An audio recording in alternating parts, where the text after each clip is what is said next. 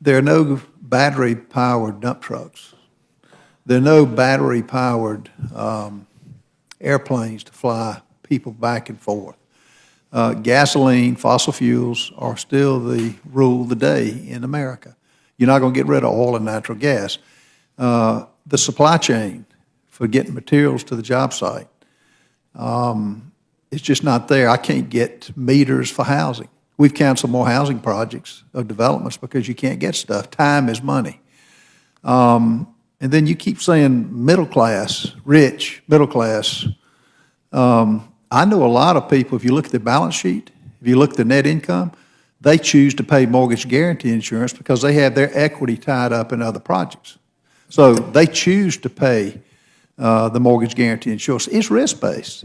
If you own a rental house and are wanting to sell it, you would want to self-finance, you would have a difference in rate for those who put down 20% or more versus those who put down 3%. It's just like Congressman Davidson said, it's risk-based, and it should be. If you self-financed, you would have to have a difference in the interest rate. Now, Maxine, you're not doubting that those with lower credit scores and lower down payments are paying less than those with higher scores and more down payments. You know, I mean, you're not disputing that, are you? No, I'm only talking about those who are making less than a 20% down payment but had adequate credit scores. I'm not talking about anybody with lower credit scores. These are people who have the right amount of right credit scores, not people with less credit scores at all. But No. So you're saying those with a higher credit score and more down payment are going to be paying the same, or going to be paying more than those with a less credit score and less down payment? No, you take into consideration that there are fees that everybody pays. And when you are evaluated based on what your mortgage is and all other kinds of things, then you have a fee amount. But when you put on top of that the mortgage insurance, then those people who didn't have the 20% are paying more than those people who had 20% or more. Why is that wrong? Why is it wrong? Yeah. It is wrong because what you have is people who say that I've not been able, I can afford a mortgage every month, but I've not been able to save up 20%. And so I know I have to get mortgage insurance, and it's going to cost me some money to get it. As it should. And it's going to cost me so much money that when I add it to the other fees that you're charging me, I'm paying more for the interest rates than the person who had more money to pay down. Friends, time is running out. A one-time payment of $900 is available for millions of Americans. Our government is urging for everyone to check if they are eligible. But the deadline to take action and claim this relief is coming up in just a few days. Then this would be lost forever for eligible recipients. My dear friends, please do me a big favor and watch until the end of this video to hear about all of the details. Also tomorrow, I will be announcing several winners for the Walmart gift card giveaway. If you'd like to enter the weekly giveaway, friends, please click and like several of my videos and then comment below the keyword of each video that you watch. The more videos that you watch and then comment on, dear friends, the greater your chances of winning the giveaways. In April, the Internal Revenue Service announced that nearly 1.5 million people nationwide were still eligible to receive a tax refund that is worth up to $900. It may be more than $900, as many low and moderate income taxpayers may also be eligible for the Earned Income Tax Credit. For tax year 2019, the credit was $6,557. The IRS says that nearly $1.5 billion in refunds remains unclaimed because people have yet to file their 2019 tax returns. According to the Internal Revenue Service, the average refund size is currently $893. If you have not yet filed your 2019 tax return, then you are likely eligible to receive one.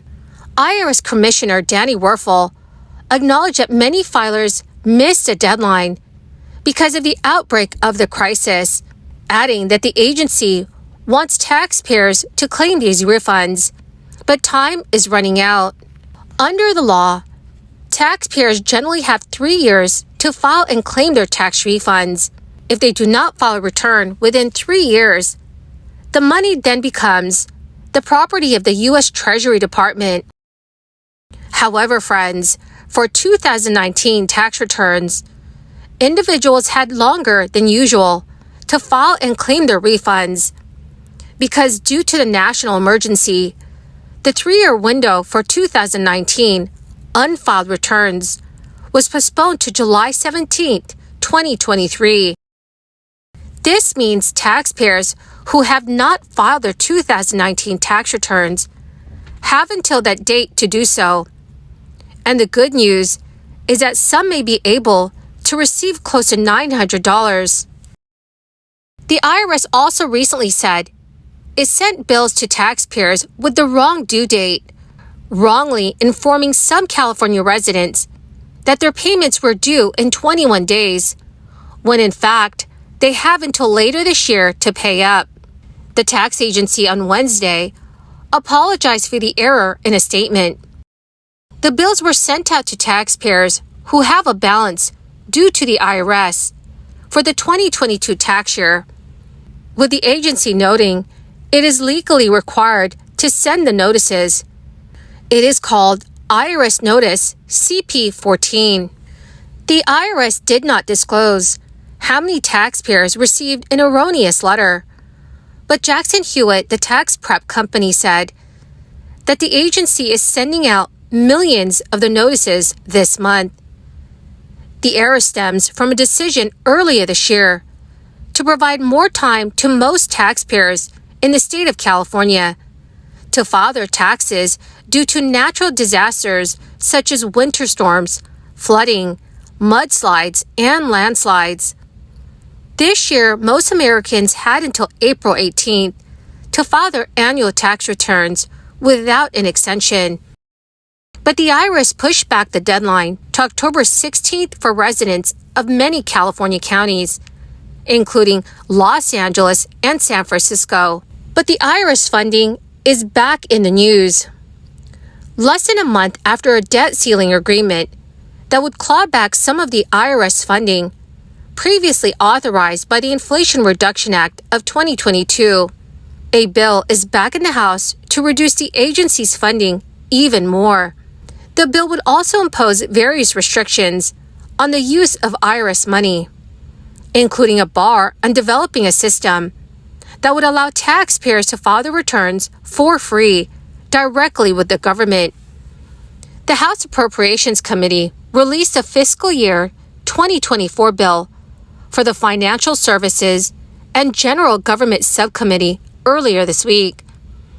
On the financial side, proposed cuts under the bill would include $10.2 billion of the IRS's enforcement and operation support funding.